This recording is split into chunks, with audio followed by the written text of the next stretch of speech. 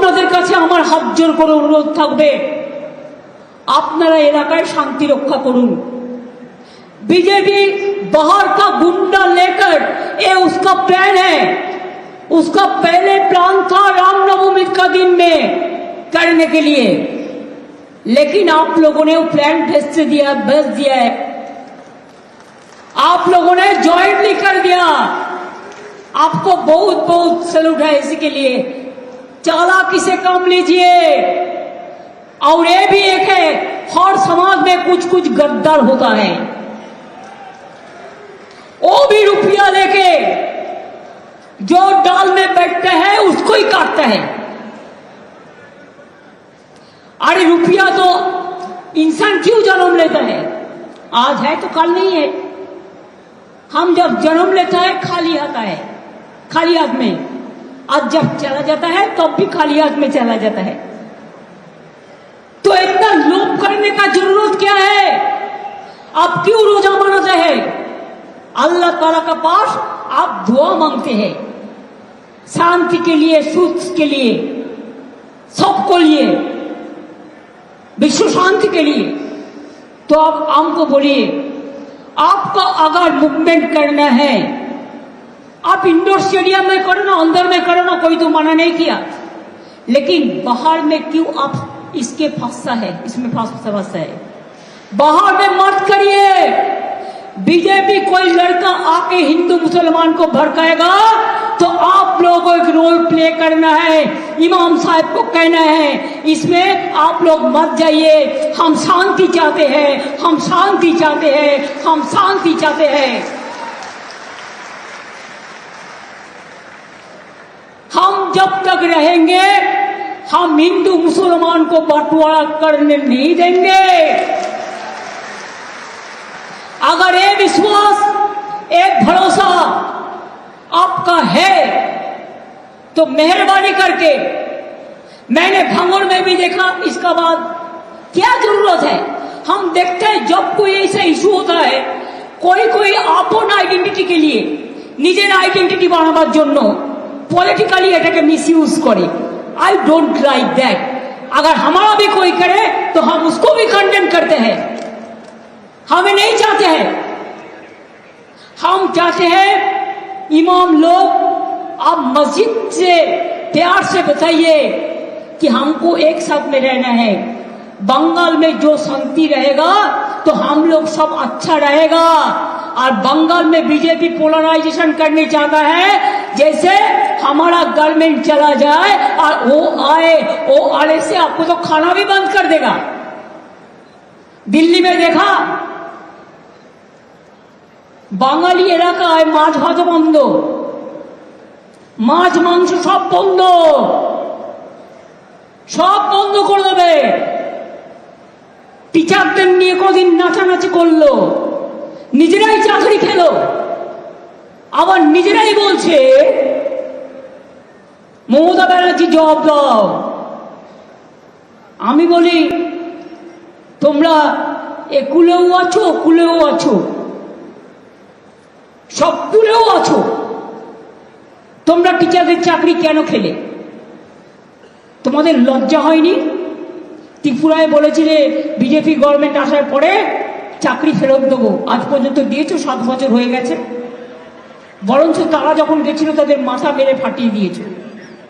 UP से 69,000 teacher चाकरी गए। जोगी बड़ो बड़ो बात कर रहा है, सबसे बड़ा भोगी है। महाकुंभ में कितना लोगों का मौत हुआ, कितना लोगों ने इंजर्ड हुआ, कोई लिस्ट ऑफ पब्लिकली दिया? नहीं दिया। बड़ा बड़ा बात करते हो। कितने एनकाउंटर में मेरा मारा, एक भी में रैली किसी को नहीं करने देते, एक भी मिছিল नहीं करने देते, लोगों को डर दिखा के रख दिया। लोगों ने एक रैली भी नहीं कर सकते हैं।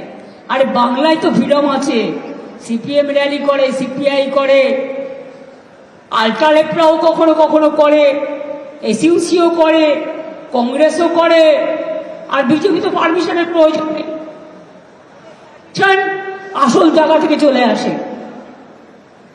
নকল লোকেদের পারমিশন আসল জায়গা থেকে চলে আসে।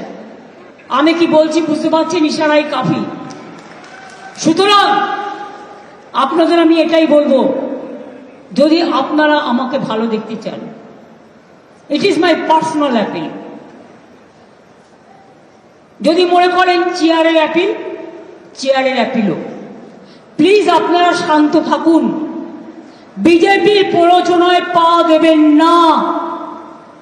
ইমামদের একটা রোল প্লে করতে হবে।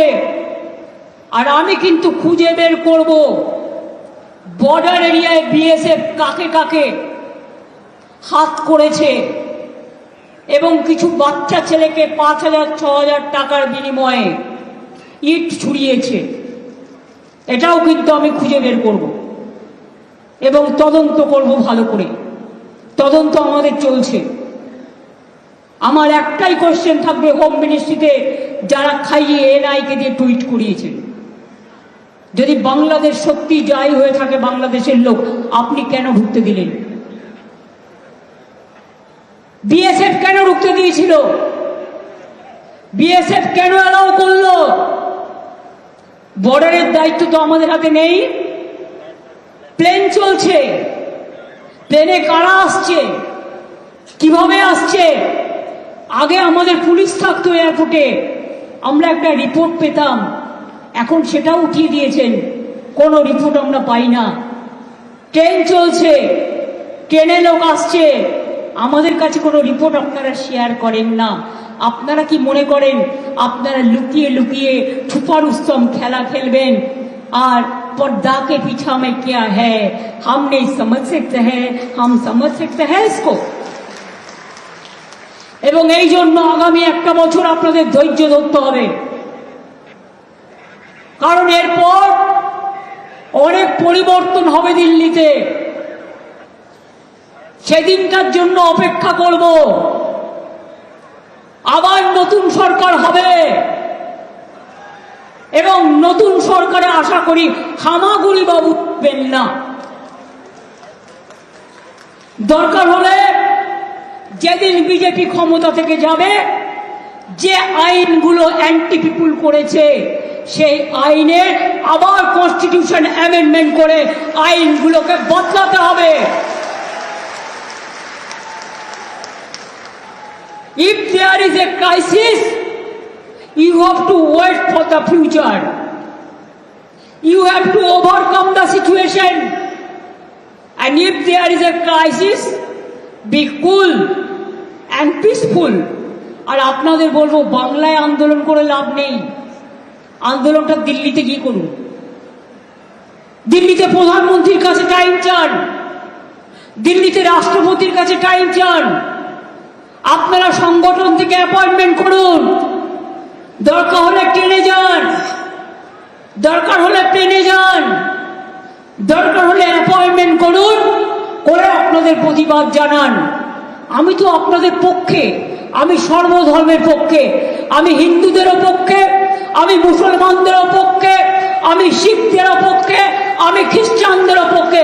আসুন তো আপনারা দুজন আমার সাথে, আসুন আসুন আসুন। হিন্দু ধর্মের যাদের ডেকেছেন আপনারা আসুন আসুন আসুন আসুন। সনাতনী ধর্মের, হ্যাঁ, পুরোহিত সংগঠনের আসুন তো।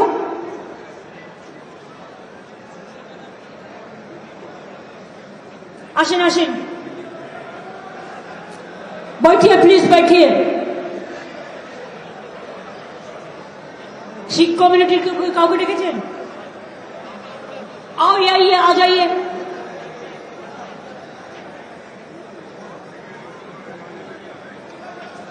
आ जाइए प्लीज, मेहरबानी करके।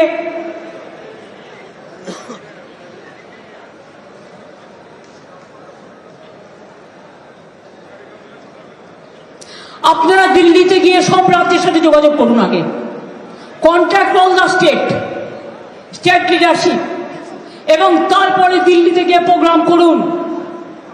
দরকার হলে রাস্তায় থাকবেন, দরকার হলে ময়দানে থাকবেন। সেখানে গিয়ে সব কমিউনিটি নিয়ে, সবাইকে সাথে নিয়ে আপনারা আন্দোলন করুন।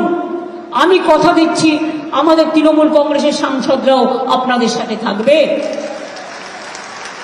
আমি ইন্ডিয়া টিমের সব পার্টিকে অনুরোধ জানাবো, তারাও আপনাদের সাথে থাকবে। এখানে করে লাভ নেই, এখানে আমি আছি। আসেন।